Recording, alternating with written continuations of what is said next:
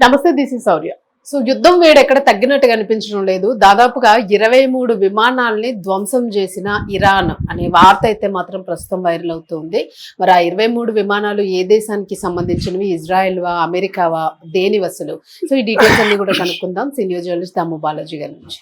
నమస్తే సార్. నమస్తే సార్, అంటే 23 విమానాలు ధ్వంసం అంటే అసలు ఏ కైండ్ ఆఫ్ విమానాలు, ఏ దేశానికి సంబంధించినవి? ప్రధానంగా అమెరికా అండి. 23 విమానాలు అమెరికావి కాబట్టి న్యూస్ ఈ మధ్యకాలంలో ఇజ్రాయెల్ పెద్ద న్యూస్ లో రావట్లేదు. అది వెనక్కి వెళ్ళి ఇది ముందుకు వచ్చింది. ఎందుకంటే ట్రంప్ కి వర్సెస్ ఇరాన్ కే పడుతుంది. ట్రంప్ కూడా ఎక్కడ ఇజ్రాయెల్ గురించి మాట్లాడలేదు. ఇజ్రాయెల్ బ్యాక్ ఎండ్ లోకి వెళ్ళిపోయింది. అమెరికానే ప్రధానంగా ఉంది. రెండోది మొన్న మనం చూసాం పెద్ద డ్రామా.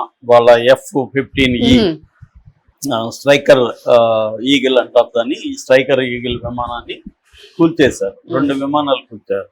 సో ఆ కూలినప్పుడు ఆ పైలట్లు ఇద్దరు ఒక విమానంలో ఒకరిని సేవ్ చేయగలిగారు, ఇంకొకరు మిస్ అయిపోయారు. దాదాపు 24 అవర్స్ తర్వాత వాళ్ళని కూడా సేవ్ చేశామని చెప్పారు. కానీ దాంట్లో కూడా పెద్ద కుట్ర థియరీ కనబడుతుంది. అసలు సేవింగ్ కోసం వచ్చింది కాదు, వాళ్ళు టెస్టింగ్ కోసం, ఈ దేశాన్ని ఆక్యుపై చేయడం కోసం అక్కడ ఇస్ఫహాన్ ఎయిర్ ఫీల్డ్ లకి వాళ్ళ విమానాలు వచ్చాయి. లేకపోతే ఒక్కడిని సేవింగ్ కోసం ఇన్ని విమానాలు రావు ఇప్పుడు. కాబట్టి ఇది సేవింగ్ కోసం రాలేదు అని ఇరాన్ సంబంధించిన IRGC ప్రకటించింది. ఇది అమెరికా ప్లాన్. ఆ ప్లాన్ అటర్ ఫ్లాప్ అయింది. దాంతో వాళ్ళు వెళ్ళిపోయారు అనేది చెప్పారు. దీన్ని అమెరికాను సపోర్ట్ చేసేవాళ్ళేమో హాలీవుడ్ సినిమా స్టైల్లో ఒక్కడి కోసం ఇన్ని విమానాలు వచ్చాయి, ఇన్ని హెలికాప్టర్లు వచ్చాయి, ఈ స్థాయిలో చేశారు, సిబిఐ ఇలా ప్లాన్ చేసింది, ఇదంతా ఒక సినిమా స్టోరీ వాళ్ళు చెప్తున్నారు. ఇరాన్ వాళ్ళు అదంతా కొట్టిపారేస్తున్నారు. అక్కడ నిన్న ఒక విమానాన్ని కూల్చిన బక్తియార్ అంటారు, ఆ బక్తియార్ సంబంధించిన ట్రైబల్ పెద్ద ఆయన వాళ్ళ పాప వాళ్ళ ఫ్యామిలీతో ఇంటర్వ్యూ చేసింది ఇరాన్ టీవీ. ఆయన మాట్లాడుతున్నాడు. ఆయన ఇరాన్ యుద్ధంలో పార్టిసిపేట్ చేసిన అప్పట్లో పార్టిసిపేట్ చేశాడు. ఇప్పుడు ఆయనకి 65-70 ఏళ్ళు ఉంటాయి. ఆయన ఒక హెలికాప్టర్ ని కూల్చాడు ఆయన దగ్గర ఉన్న గన్నుతో. సో ఆయన ఫస్ట్ ఏమనుకున్నారంటే వాళ్ళ ఫ్యామిలీ వద్దన్నారంట, అది మందేమో అని. దాంతో ఈయన ఎవరినో కాంటాక్ట్ చేస్తే, లేదా అది మంది కాదు, బసీజ్ అని ఉంటుంది, లోకల్ పోలీస్ ఉంటారు, వాళ్ళని కాంటాక్ట్ చేస్తే అది మంది కాదు కూల్చేయండి అన్నారు. దాంతో ఇమీడియట్ గా చిన్న పాప ఉంది, వాళ్ళ కూతురు, కూల్చేయమని చెప్పిందంట. ఆ పాపని అడుగుతున్నారు, నువ్వెందుకమ్మా చెప్పావంటే మినాబులో చిల్డ్రన్ చంపేశారు వాళ్ళు అని చెప్తుంది ఆ పాప. వాళ్ళు చైల్డ్ అంతకులు, చిల్డ్రన్ మర్డరర్స్ అని చెప్తుంది ఆ పాప, చిన్న పాప. సో అంటే పిల్లలకు కూడా అది, అంటే వీళ్ళు చిన్న పిల్లలు మన పిల్లల్ని చంపుతున్నారు అన్నది వాళ్ళకు కూడా వచ్చేసింది. సో ఆ స్థాయిలో నిన్న జరిగింది. ఇప్పటి వరకు అందుతున్న సమాచారం ఏంటంటే మొత్తంగా 7 ఎయిర్ క్రాఫ్ట్లని, 12 డ్రోన్స్ ని, 4 హెలికాప్టర్లని ఇరాన్ ఇప్పటి వరకు కూల్చిందనేది చెప్తున్నారు. మామూలుగానే అమెరికా దీన్ని ఒప్పుకోదు. అమెరికా ఏంటంటే నిన్న ఫర్ ఎగ్జాంపుల్ ఇతన్ని రక్షించడానికి C-130 హెర్క్యులస్ అని దీన్ని ట్రాన్స్పోర్ట్ ప్లేన్ అంటారు. ట్రాన్స్పోర్ట్ ప్లేన్స్ 2 వచ్చాయి. ఆ 2 కూలిపోయినాయి. ఆ వీడియోలు వచ్చాయి. కూలిపోయినట్టుగా అమెరికా కూడా ఒప్పుకుంది. కానీ అమెరికా ఏముంటుందంటే మేమే కూల్ చేస్తామంట. దానికి కూడా కామెడీ ట్రాక్ చేశారు. అదేంటంటే ఈ సేవ్ చేయడానికి వచ్చిన ఈ పైలట్ ఫస్ట్ ఒక ఫ్లైట్ లోకి వెళ్ళి ఆన్ చేస్తే అది ఆనగలేదంట, మళ్ళీ రెండోది వచ్చి ఆన్ చేస్తే ఆనగలేదంట, మళ్ళీ మూడోది వచ్చి హెలికాప్టర్ దగ్గరకు వచ్చి ఆన్ చేస్తాంట, అది కూడా ఆన్ కాలేదు. దాంతో చెడిపోయినాయని, ఇవి దొరికితే మళ్ళీ ఈ టెక్నాలజీని వీళ్ళు ఇరాన్ దొంగిలిస్తారని అమెరికానే వాటిని ధ్వంసం చేసేసిందని అమెరికా చెప్తుంది. ఇరాన్ అది ఖండిస్తుంది. మేము ధ్వంసం చేసాం, ఇవి ఆ టెక్నాలజీ మాకు ఆల్రెడీ తెలుసు, మాకేం అవసరం లేదు, మేము ధ్వంసం చేసాము. దాన్ని వాళ్ళు ఎందుకు అన్ని ఫెయిల్ అయ్యి ఒకేసారి 2 ఫెయిల్ అయిపోతాయా, ఒకేసారి హెలికాప్టర్ కూడా ఫెయిల్ అయిపోతుందా అనేది వాళ్ళు చెప్తున్నారు. సో ఇది నిజం అనేది మనకైతే తెలియదు, కానీ మామూలుగా లాజిక్ ప్రకారం అయితే ఇరాన్ వాదనలోనే వాస్తవం ఉందేమో అనిపిస్తుంది. ఎందుకంటే ఒకేసారి అన్ని ఫెయిల్ అయిపోయి వాళ్ళు దాన్ని ధ్వంసం చేసిపోయారా అనేది ఒకటి. 2 ఒక వ్యక్తిని కాపాడటం కోసం ఇన్ని వచ్చాయా అనేది ఒకటి. ఇదేమి హాలీవుడ్ సినిమా కాదు కదా, శత్రు దేశంలోకి ఇన్ని ఎలా వచ్చి అతన్ని పట్టుకెళ్ళాయి అనేది ఆశ్చర్యం. అసలు అతని మీదే, అతను ఉన్న చోటే బాంబులు వేశారని ఇరాన్ కూడా చెప్తుంది అతన్ని చంపేయడానికి. మామూలుగా నేను నిన్న కూడా చెప్పా, హన్నిబల్ డాక్టర్ అని ఒక థియరీ ఉంది. హన్నిబల్ డాక్టర్ అనేది 1986 లో ఇజ్రాయెల్లో వచ్చింది. హన్నిబల్ డాక్టర్ అర్థమైందంటే ఇజ్రాయెల్కి సంబంధించిన సైనికులు శత్రువుల చేతికి దొరికినప్పుడు మన సైనికుల్ని మనమే చంపేయాలి అనేది ఆ థియరీ. ఎందుకు చంపేయాలంటే శత్రువుల దగ్గర దొరికితే వాళ్ళు రెండు ప్రాబ్లమ్స్, ఒకటి మన ఇన్ఫర్మేషన్ నిజాలన్నీ తెలుస్తాయి, రెండు వాళ్ళని పెట్టుకొని బార్గెయిన్ చేస్తారు. మాకు ఇది కావాలి, మా డిమాండ్స్ పెడతారు, ఇవి ఇస్తేనే వదులుతాము, లేకపోతే మీ దగ్గర ఉన్న ఖైదీలు మా ఖైదీలను ఇచ్చేయండి, ఇలాగే డిమాండ్లు పెడతారు. కాబట్టి మన ఖైదీలు మన సైనికుల్ని మనమే చంపేయాలనేది ఒక డాక్టర్ అన్నమాట. దాని పేరు హన్నిబల్ డాక్టర్ అని, హన్నిబల్ ప్రోటోకాల్ అని అంటారు ఇజ్రాయెల్లో. అదే ఇప్పుడు అమెరికా కూడా చేసింది అనేది కూడా ఒక వాదన ఉంది. అసలు పైలట్ ని తీసుకొని వెళ్ళలేదు, పైలట్ ని వీళ్ళే చంపేస్తారు. సో ఇప్పటి వరకు ఏంటంటే మనకి ఇప్పుడు నేను చెప్పినట్టుగా మొత్తం 23 ఎయిర్ క్రాఫ్ట్లు, అందులో ఎయిర్ క్రాఫ్ట్లు ఉన్నాయి, అంటే ఫైట్ క్రాఫ్ట్ అంటారు వాటిని, ఫైట్ క్రాఫ్ట్స్ ఉన్నాయి.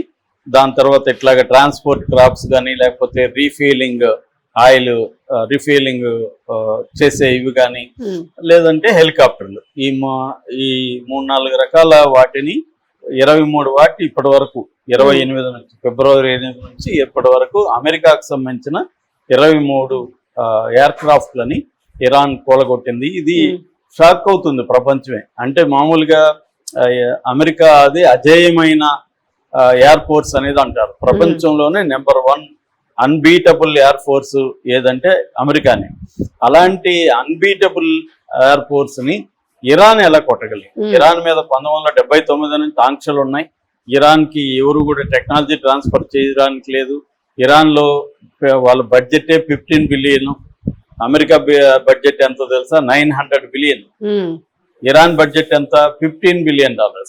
సో ఈ $15 బిలియన్ లో వీళ్ళు $900 బిలియన్ లో పెట్టి డెవలప్ చేసిన విమానాల్ని ఎట్ట కొట్టగలిగారు అనేది ఇప్పుడు అందరికీ ఆశ్చర్యం. ఇప్పటి వరకు నేను ఏమేమి కొట్టారో ముందు చెప్తాను. అది F-15E స్ట్రైక్ ఈగిల్, C-130 2 కొట్టారు, బ్లాక్ హాక్ని 4 కొట్టారు. ఆ తర్వాత NQ జనరల్ ఆటోమేటిక్ 9 రీపర్ అంటారు, డ్రోన్స్ అనమాట. ఈ డ్రోన్స్ ని 12 కొట్టారని చెప్తున్నారు. ఆ తర్వాత లాక్హీడ్ మార్టిన్ F-35 అనేది అత్యుత్తమైన ఫైటింగ్ క్రాఫ్ట్ ఎయిర్ క్రాఫ్ట్ అనమాట. ఇది లైటనింగ్ 2 అంటారు, దీన్ని 2 కొట్టామని చెప్తున్నారు. అట్లాగే బోయింగ్ KC-135 స్ట్రాటో ట్యాండర్ అంటారు, దీన్ని 2 కొట్టాము. బోయింగ్ E-3 సెంట్రీ అవాక్స్ అంటారు, దీన్ని సెంట్రీ చేస్తుంది. ఇది గాల్లోకి వెళ్ళగలదు, సెంట్రీ చేయగలదు, చుట్టూ శత్రు విమానాలని దీన్ని పసిగడుతుంది, దాన్ని ధ్వంసం చేశారు. KC-135 ఇది వచ్చి రీఫీలింగ్, గాల్లోనే రీఫీల్ చేసుకునే ఇది అనమాట. ఇవి 2 కొట్టారు. తర్వాత A-10 థండర్ బోల్ట్ వార్తాగ్ అంటారు, ఇది నిన్న కొట్టిన దాంట్లో ఇది కూడా ఉందన్నమాట. ఇవి 2 కొట్టారు. పేవ్ హాక్ HH-60 ఇదొక హెలికాప్టర్, దీన్ని 1 కొట్టారు. టోటల్ గా 7 ఎయిర్ క్రాఫ్ట్లు, 12 డ్రోన్లు, 4 హెలికాప్టర్ కొట్టామనేది ఇప్పుడు ఇరాన్ చెప్తున్నారు. అయితే దీన్ని కొట్టడానికి వీళ్ళకి ఫస్ట్ అసలు ఇవన్నీ కూడా స్టెల్త్ ఉంటాయి. ఫర్ ఎగ్జాంపుల్ F-35 అనేది రాడార్లకు దొరకదు, దాన్ని వీళ్ళు ఎలా ఫైండ్ అవుట్ చేశారు? అట్లాగే మిగతా వాటిని ఎట్లా ఫైండ్ అవుట్ చేశారంటే, ఒక వాదన ఏంటంటే చైనా అందించిందని. చైనాలో 2 ప్రైవేట్ కంపెనీలు ఇరాన్ హెల్ప్ చేశాయి. ఆ 2 ప్రైవేట్ కంపెనీల పేర్లు ఏంటంటే, ఒకటి జింగాన్ టెక్నాలజీ, 2 మిజార్ విజన్.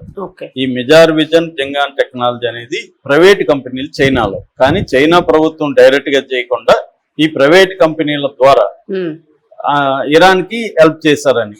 అంటే ఇరాన్ కి ఇదేంటంటే జియోస్పేషియల్ రంగంలో పనిచేస్తుంటాయి అనమాట. అంటే శాటిలైట్ ఇమేజింగ్, ఇవన్నీ కూడా ఫ్లైట్ ట్రాకింగ్, షిప్ ట్రాకింగ్, ఇవన్నీ కూడా టెక్నాలజీ ఇస్తాయి. అవేం చేశాయంటే ఓపెన్ గా పెట్టేశాయి.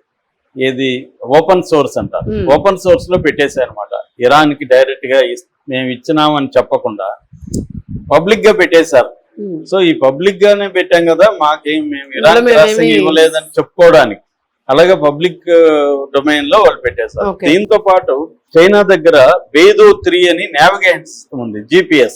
ఇప్పుడు మనం గూగుల్ GPS లేకపోతే మ్యాక్ వాడుతుంటాం కదా, యాపిల్ GPS, గూగుల్ది, ఎక్కువగా గూగుల్ది మనం వాడతాం GPS.